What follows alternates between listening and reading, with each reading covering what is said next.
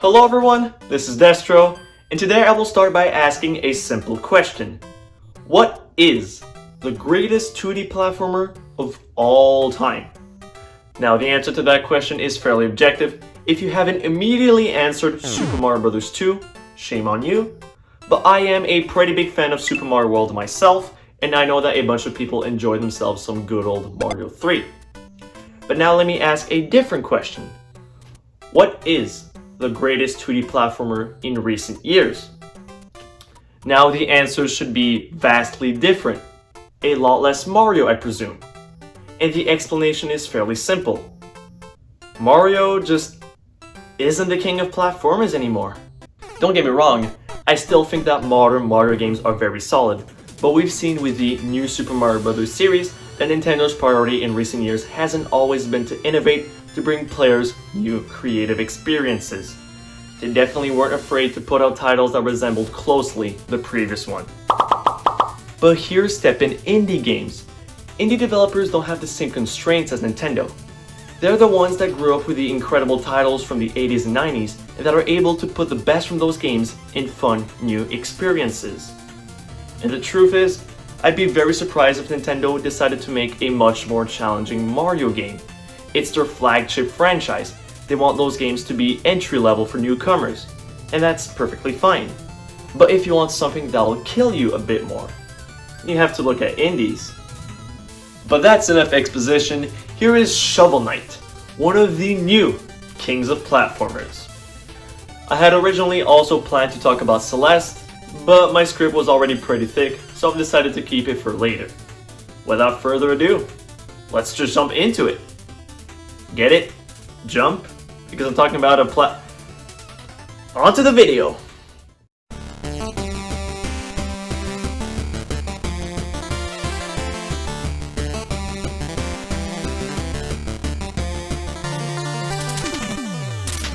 Shovel Knight was developed by Yacht Club Games, an up-and-coming indie studio whose first project was actually Shovel Knight.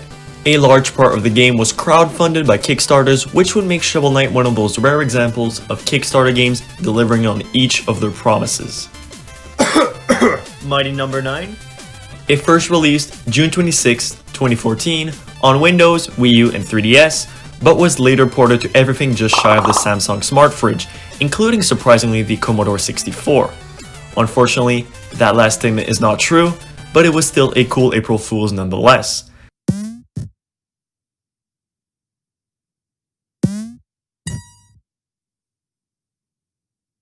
It later received 3 expansions, Plague of Shadows, Specter of Torment, and King of Cards, each one featuring a different story, a new playable knight, redesigned levels, and much more. At any point, if you had bought the game before it officially became the Treasure Trove, which is the complete version of Shovel Knight, you had access to all the new campaigns as they got released for free. That is incredibly generous from an indie studio making the first game. Like, I wouldn't have minded having to pay for those DLCs, but I ended up having access to all content for under $20, which is nuts. I picked up the game myself on Wii U shortly after I got it for Christmas back in 2015, but I think I only played it for a few hours originally, since I had a lot of other Wii U games to play. It wasn't until early 2018 that I would come back to this title to beat it, and after doing so, I immediately jumped into Specter Knight's campaign. Okay, that's enough backstory. What is Shovel Knight? Well, Shovel Knight is the name of the protagonist of Shovel Knight, obviously. Good writing, DesTr0. The knight part of his name comes from the fact that he's a knight. What the f***? And the shovel part comes from the fact that his weapon of choice is a shovel. Maybe not my first pick, but I don't judge. Hello, welcome to the weapon shop. How may I help you today? Oh, hi. I'm just looking, thanks. No, all those weapons look too deadly. Oh, wait, what's that in the back? I doubt it would be on sale though. Oh look, Waluigi's in Smash! Wait, where? Later? Oh come on, man. Why do they always gotta take the shovel? You may laugh at his weapon, but he laughs at your grave, which you just dug up coincidentally. His tool allows him to slash at foes, dig up treasures, and even bounce on enemies' heads, Mario style. This is actually his signature move, and all of the levels are designed around it. Super easy to perform, just hold down while airborne. They won't see it coming. But before getting too ahead of myself, I should probably explain the story first. The land used to be roamed by powerful knights that would protect it and help its citizens, and you were a part of those, along with your buddy Shield Knight. One day, your adventures brought you to the Tower of Fate. In it, Shield Knight was tragically overcome with some sort of magic power, leaving Shovel Knight to flee for his life. Full of grief, he retired from his time as an adventurer. This is when the Enchantress emerged from the Tower of Fate, having recruited a powerful order of knights, the Order of No Quarter, to take over the land. It will be Shovel Knight's job to bring peace back to the kingdom. Overall, a fairly straightforward story, but it works wonders for this 8-bit style platformer. Plus, there is some interesting lore here if you're willing to dig a bit deeper. I'm not even sorry. You're the one that clicked on this video. But what makes Shovel Knight special? Well, that's a good question. Let's take a look at the gameplay.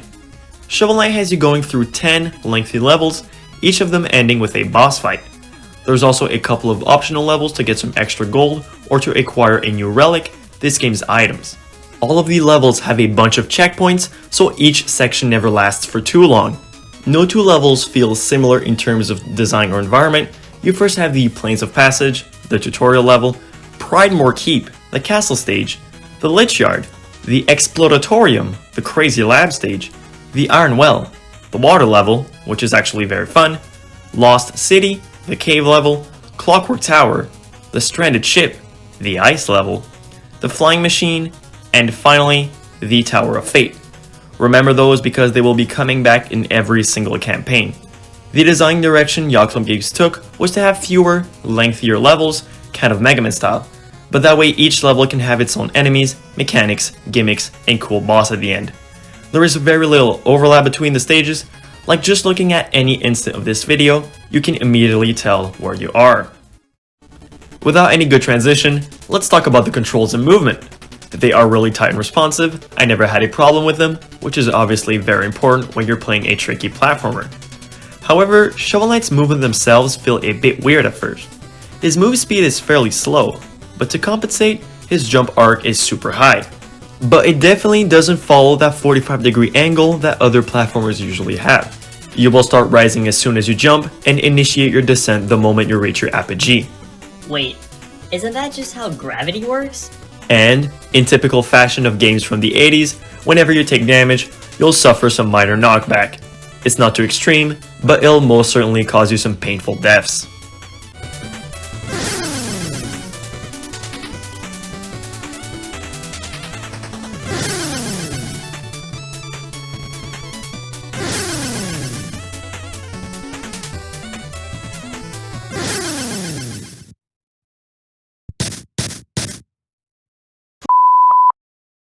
I guess here I should talk about what type of platformer Shovel Knight is. This is important because I want to make some comparisons later in my Celeste video. So, remind me to talk about it next time, alright? Shovel Knight is what I would call an enemy-based platformer. The challenge here comes often from the enemies themselves, learning how to play around them, using them to your advantage, learning how to fight them, and sometimes the last from the levels themselves.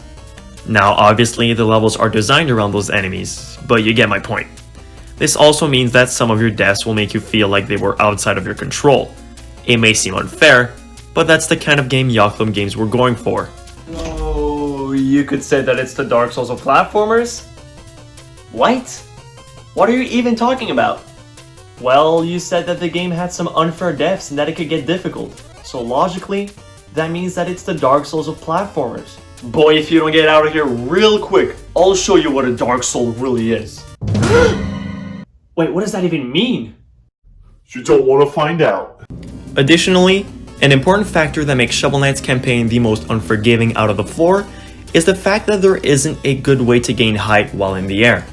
Like if you fall below a platform, you can't really recover, which is something you can do more easily in the latter campaigns. Not really a big deal, just something to keep in mind. Next up, the bosses. They definitely feel a bit more primitive in Shovel Knight compared to their newer versions in the expansions, but still very solid regardless. They are all former knights themselves who turned their backs against the kingdom to join the Order of No Quarter. And the thing is that you knew all these guys before, so it adds some personal involvement. Bro, Specter Knight, we used to be friends. We fought wars together. Why did you break your oath? Shovel Knight, you don't understand. This is my only chance to get to the Enchantress. She's so dark and mysterious. I would do anything for my queen. So, basically, you've betrayed the entire kingdom and all of its citizens for one edgy girl that doesn't even notice you? Yeah, that sounds about right. What a simp. Oh god. So there's Black Knight, King Knight, Specter Knight, Plague Knight, Treasure Knight, Mole Knight, Tinker Knight, Polar Knight, and Propeller Knight, plus a final boss composed of a fight against the Enchantress, and whatever unique boss the campaign gets. The Mega Man inspiration is fairly obvious now. And, once again, you better get used to these guys because you will fight them often. Furthermore, there are also a few guys that will appear on your map which you can decide to fight or to avoid, similarly to the SMB3 Hammer Bros. I personally love all the knights, the fights all feel different, and Yoklum Games made a good job giving each of them a unique personality, backstory, as well as motivations to join this order. Despite the game only featuring 10 main levels, it still has a ton of content, even though some of it was added later with free updates. In terms of collectibles, there are a bunch of different armors to purchase, upgrades to your magic and health, a wide assortment of relics to collect, which range from ranged orange fiery orbs to the propeller dagger that propels you forward, among a ton of others. There's also a bunch of music sheets to collect, which you can listen to on the main menu. After that, you have the feats, or achievements for this game. Shovel Knight's campaign gets 45 of them, whereas the next ones only get 20, but it will still take a long time to complete these. They require you to do some decently precise stuff with relics, complete the game without ever dying, or under an hour and a half. Like, they demand that you get pretty darn good at the game. And finally, there is a set of bonus challenges that were later added to the game. These put the knights through new short scenarios to test one skill in particular.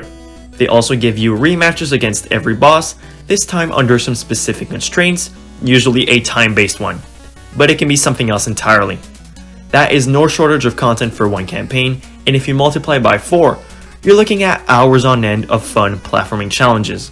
The game also added in its final content update a Smash Bros type minigame, Shovel Knight Showdown, which is really fleshed out, but I won't be talking about it in this video. Alright, the last thing I want to talk about concerning the Shovel of Hope campaign is the soundtrack. Considering that the entire OST was composed using the hardware limitations of what an 8-bit console can produce using modern day technology, you may think that the soundtrack would take a hit as a result of it. And you couldn't be more wrong.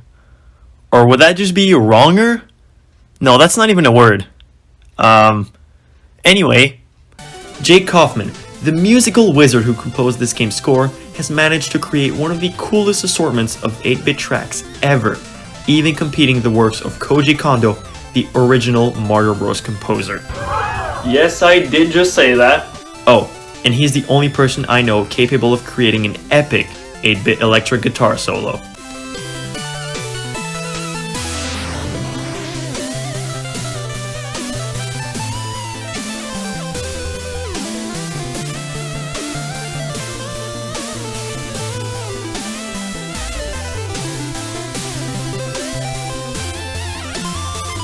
But that's enough about the Shovel Knight campaign. I want to talk about the other ones too. The second campaign we got was Plague Knights, and what can I say about it? It exists? Okay, to be fair, I do believe that this is still a great game with a cool new story, but I just never really got into it.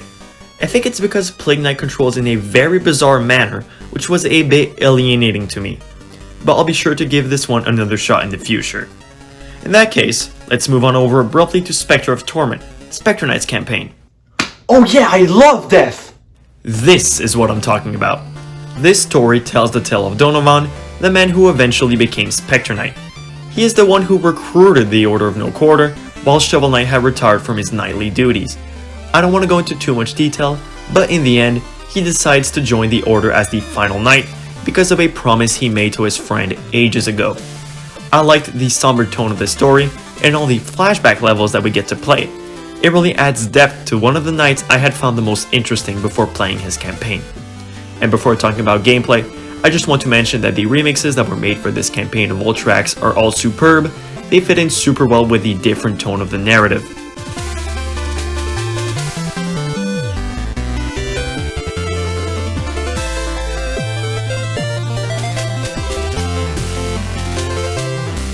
Specter Knight himself plays very differently from Shovel Knight.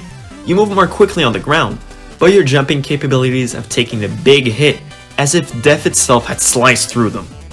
Kind of a weird comparison, huh? However, you can climb on walls for a short amount of time and wall jump to even things out. But his main gimmick is the dash slash. If you are airborne and close enough to an enemy, or even a lantern, you will see a dash line appear over this foe. Oh no, not this time, Lantern. I did warn you that if our paths crossed again, it would be the end for you, didn't I? If you are above your enemy, the line will be angled downwards, and vice versa. And if you press the attack button when this line is showing, you will dash right through them. Ha! Take that, stupid lantern. This makes for some super fast-paced gameplay. You will constantly have to dash through enemies to cross over gaps and to reach new areas. At first, it felt like I was playing Mario Odyssey in 2D, which is the highest praise I can give this campaign. Specter Knight is by far my favorite knight to control, and when you get access to the Rail Mail, which is an armor that lets you surf on your scythe anywhere, the game just becomes Specter Knight Pro Skater. I know I just said that kind of casually, but do you realize that there is nothing cooler than Death literally skateboarding on its scythe? Yacht Club Games, you did it again. Alright boys, so here I'm gonna attempt to do a kickflip off of the scythe. I don't even know what a kickflip is. Let's do this. Alright, watch and learn, boys.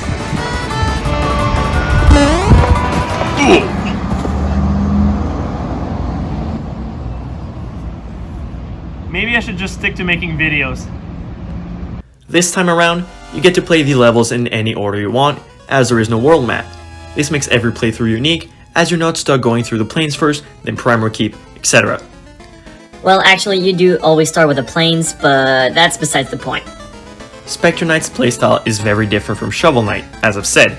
Part of it due to their different abilities, obviously, but also because of Specter Knight's Curios collection. These are the equivalent to the relics. They are, in my opinion, much cooler and much more effective than the relics. You have a boomerang, a spider scythe that crawls on walls, a freaking sentry that can output massive damage, a claw that unleashes devastation at close range, but by far the most useful one is Judgment Rush. When activated, it makes Specter Knight dash through the closest enemy, no matter what obstacles are in the way. This can easily save you if you're falling in a bottomless pit. Just activate Judgment Rush, and if there happens to be an enemy on screen, good for you, too bad for them. Who cares about walls, right? I'm a lantern, don't mind me. I emit like holy death. And in his campaign, a bunch of the bosses got redesigned to feature new moves, different arenas, and to be overall more fun to fight. My favorites are the new Tinker Knight fight and the Propeller Knight one. Tinker Knight has you going outside his tower for the fight, which is pretty cool. It nicely changes the dynamic of this boss. And Propeller Knight has you doing some crazy parkour between different small ships to keep yourself alive all while combating him. Oh, and on the topic of bosses, Specter Knight might just have one of the coolest final bosses of all time because it includes the rail grinding on the scythe, and nothing can top that. Did I forget to mention, by the way, just how cool Specter Knight is?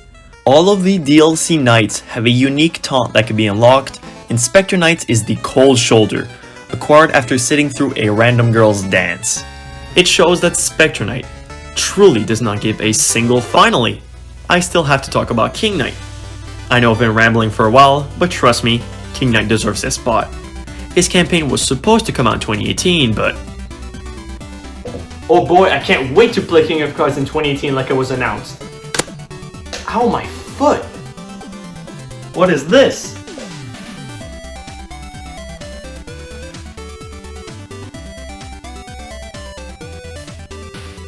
Huh. Yeah, King of Cards ended up releasing December 10th, 2019, but let me tell you, the wait was totally worth it. This time around, the plot is sillier than ever, but that's the way I love it. It takes place at some point before the events of Shovel Knight's campaign, when the land was still peaceful. people had enough time on their hands to play a fun card game, Joustus. There was actually a grand tournament for it taking place. If someone could defeat the 3 judges of the tournament, they would be crowned King of Cards. Comes in King Knight, a simple fool who has given himself the title of King. If he could defeat the 3 judges, he could legitimately acquire his title of King. And all throughout the game, when we get to know his character more, we get to see... Well, actually, just look at this. Perhaps it'll help you understand his character more. Yeah, so anyways, as I was saying about the... Sorry guys, gotta take this. Mom, I thought I told you not to call me in front of my friends. You're embarrassing me. Uh-huh.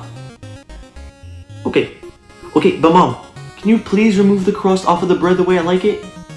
Okay, thank you, you're the best. Bye. Where was I? Oh, right, hard drugs. Yeah, hard drugs, I do that all the time. That's when you leave them in the freezer for 4 hours, right? King Knight is just an annoying prick who thinks too highly of himself, but hey, that is exactly what we had seen of him in the other Knights campaigns, no surprises there. But that does not matter, because he boasts by far the most solid game all around. The first reason, in my opinion, is that now there aren't only a few lengthy stages, they have been deconstructed in shorter levels that keep the theme of the respective knight, and only one of them may feature a boss fight. For example, now the Explodatorium is spread out over 3 stages. This allows for each level to focus on fewer ideas at a time and to give you more cool tricks with those same ideas. In previous campaigns, each level featured a ton of different mechanics, and I feel like this could get overwhelming for certain players. I prefer this new approach, more akin to Mario games. Also, there's some entirely new levels here, like the Tropical Pond and the Birder Bluffs. Oh, gosh, I didn't even talk about King Knight's moveset. His signature move is the Shoulder Bash. If while using it you successfully make contact with an enemy, a wall, or even one of those pesky lanterns, King Knight will start spinning in the air. In this state, he can bounce on enemies. If you do, you will be able to get your Shoulder Bash once again while still in the air, which then allows you to smash into another wall, and the cycle repeats. King Knight plays closest to Specter Knight, I would say, making heavy use of enemies and walls to gain height, but with a fun new spin. You have no idea how fun it is to be able to spit out my awful puns on the internet. No one can stop me. And actually, you should be grateful. I didn't even make a single pun about the game being earth-shattering and all. And once again, the controls work perfectly. But the final thing that sets this campaign apart is the card game I mentioned earlier, Joustus. It is not simply a part of the plot, it is a fully featured board game that you can master inside the video game. This is getting really meta. Without going into too much detail, a game of Joustus plays as follows. You and your opponent will take turns placing cards on a board composed of different square tiles which can have basically any shape. I mean, the boards themselves can have any shape, not the tiles, because I've just said they're square. I mean, you get my point. These cards all have arrows on their sides which indicate in which direction you can push other cards already set on the board. Your goal is to have as many of your cards on gem tiles when a game ends. A game ends when all of the main tiles are covered. A fairly simple premise, but you'll have to develop some pretty cool strategies if you want to beat all opponents. And I know that not everyone will enjoy this game, and Yoklo games too, which is why they made most of this content optional if you're only interested in the platforming. But this just goes to show the amount of love, care, and dedication that indie devs put into their game. They spent a lot of time creating a minigame inside of it for no real reason. It's not like anyone asked for this, but I'm honestly glad it's here. Okay, I'm almost done. I just want to finish off by talking about the new music here. Not many remixes this time around, just completely new original tracks, which I'm always down for. They are all excellent. No, perfect even, like the main hub music or Tropical Pond, but my favorite is definitely Birder Bluffs. Listen to these babies.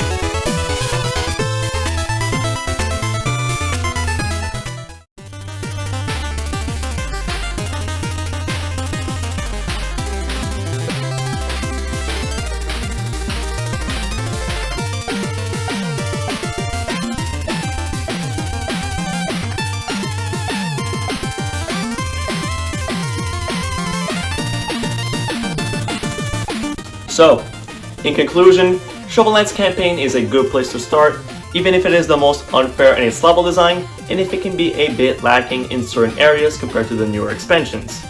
Specter Knight is the most fun to play as, and his darker story was the one that captivated me the most. And finally, King Knight's campaign is by far the superior one.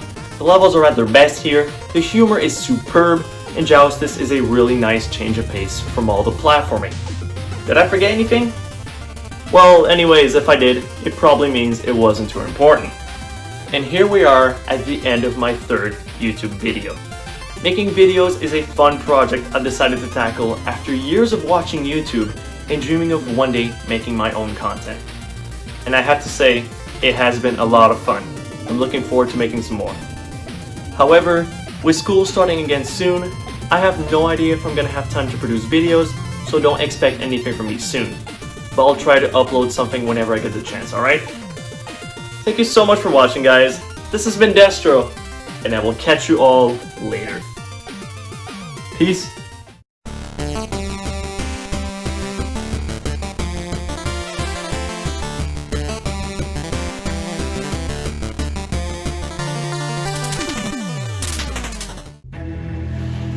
Oh no, not this time, Lantern. I did warn you.